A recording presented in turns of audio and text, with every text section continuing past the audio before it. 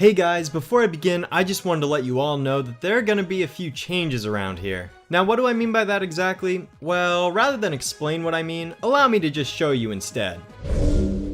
Hey, I look pretty good. All thanks and credit goes out to Paragon Aura for making these incredible new avatars for me. I've left a link to her DeviantArt page in the description of the video, so you guys should totally go check it out. And now, let's get on with the review. So what we have here is yet another cliche television plot. I'm certain that those of you familiar with this particular episode's plotline would be able to guess exactly what happens from the get-go because you've seen it all before. This should come as a surprise to no one because the reboot certainly seems to love covering overused ideas rather than coming up with something new. Not to mention deliberately ripping off the original, but I digress. This time it's the Election Day episode, which turned out to just be a dull retelling of the stereotypical storyline with a hint of impeach fuzz embedded in there. This time in the Powerpuff Girls' Elemental High School, Blossom and her sisters are campaigning for the position of student body president. There isn't much competition though, considering the only other kid running against her is this boy by the name of Mancer. Hello, mysterious character we have never seen before. You aren't possibly going to be important towards the end of the episode and be elected the student body president instead of one of the main characters due to the status quo being disrupted, are you? Blossom even gets interviewed by Barry and explains her plan for the school once she's elected, which includes an initiative to get protractors for the math team. You know, because she's the smart one. The awkwardness is broken up by this poor nameless boy who is being attacked by a small colony of bats that have managed to take over the cafeteria. Why or how they got there, nobody really knows. Blossom capitalizes on this moment by stating that she will use her power to find a way to wipe out all of the bats for the school. What matters most of all to Blossom in this episode is that she runs a fair and civil election while trying to win votes from all of her classmates. This bodes well for her later in the day when she is informed by Buttercup that she is leading in the polls. I'm not sure how accurate her statistics are based off of what this one particular dodgeball class said about her though, and considering how Buttercup persuaded voters for Blossom at the beginning of the episode, she probably just forced them to vote for her sister against their will anyways. And Terry has lice. Who cares? The teacher of whatever class they're currently in enters the room with a television set and announces that there's a new student running for president. As it turns out, the video is none other than slander against Blossom's public image. Is this who you want as your student body president?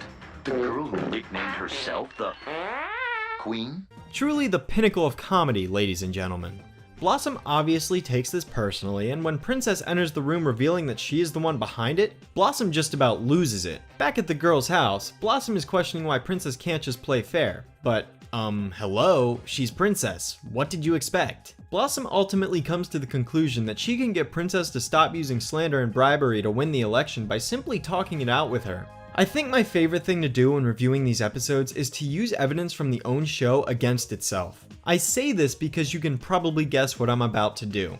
The fact that this isn't the first appearance of Princess in this show only further confirms the inconsistency of Blossom's thought process. Remember all the way back in the second episode when Blossom didn't trust her at all? Well, you can completely forget about that because now she thinks that Princess is a totally understanding and reasonable person for some reason that is never explained to us. And I'm not buying the mixed up airing order thing anymore. It's been far too long of a gap between those episodes for that argument to still be viable.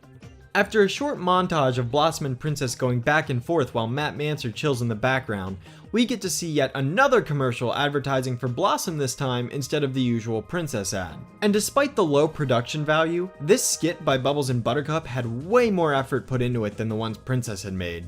I don't care. Entire school. I'm gonna Beat up all of your grandparents after. win. This causes the two of them, and Mancer, to settle things once and for all during a debate later that evening. And what kind of debate might it be exactly? Welcome to Townsville School Student Body President Debate. Okay, fine, I'm cool, I'm fine. You're telling me that out of the literally endless ways to settle the issue, they chose a wrestling match in an election episode of the Powerpuff Girls. This isn't a coincidence, folks. It's a deliberate ripoff. For shame, reboot writers. At least you kind of, but not really, tried to hide the fact that you were stealing ideas from the original series before, but this is just pathetic. After some flashy entrances, except for Matt, some grinding of the teeth, except for Matt, and some standing at the podium, the debate is ready to begin. The argument ends when Blossom one-ups Princess with the most perfectly crafted and well-devised comeback to ever grace one's ears. I'm most grateful times infinity plus one. Damn, can't argue with that logic. And neither can Princess because she charges straight for Blossom after hearing what she said. Would someone please care to explain to me how Princess is flying right now? She doesn't have powers, and she doesn't have a jetpack, meaning that this right here is even more proof that the writers don't care about the continuity of their characters. They couldn't even take the time and effort to give her jet boots, or a backpack, or even just state that her wrestling suit is infused with Chemical X or something. Nope. None of that is present, and not a single character around her questions it either. And as if that wasn't enough evidence for you, allow me to further back up my point with more clips from Princess Buttercup. Bubbles, she can't even fly. Power boots! Big deal. You don't have any superpowers. Powerpuff! Case closed. Okay, look, I realize this is a minor nitpick, but this is my inner nerd speaking here. An uppercut doesn't automatically equal a Shoryuken. She would have needed to lunge off the ground and upwards after the follow through for it to properly match the technique. Princess calls upon her mooks, and Blossom gets her sisters so that they can commence to have an all-out fight to see who reigns supreme. And just when you thought we were going to get an actual fight, it was a letdown. Yeah, the girls don't go down in one hit, but instead all we see is screen flashes that censor the impact and generically colored backgrounds. And don't even get me started on how slow it moves. Okay, so what I've learned here is that we can either see the impact of the fighting at the cost of it ending immediately after the girls get hit once, or we can see a prolonged battle where everything is minutely censored. There's no winning this, is there? It ultimately comes down to Princess and Blossom trying to win Bubbles over by bribing her with a bunch of different offers. But she just gets frustrated in the end, so the fight continues on as it were. We could remove that entire snippet and it wouldn't have changed a single thing.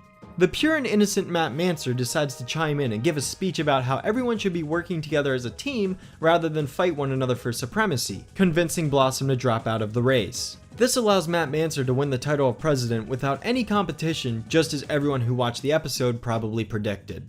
So besides the very predictable outcome that everyone saw coming, the lack of continuity between episodes, the writers neglecting to pay attention to the physical traits of their characters, poorly timed transitions that need to scream politics in your face as a reminder of what this episode is about, filler that is meant to prolong this fight scene instead of advancing the plot forward, an unnecessary running gag that adds literally nothing to the episode, a deliberate ripoff of ideas and plot points from the original cartoon, an irrational decision made by one of the main characters, and a technically incorrect reference to the Street Fighter games, does this episode have anything going for it? No.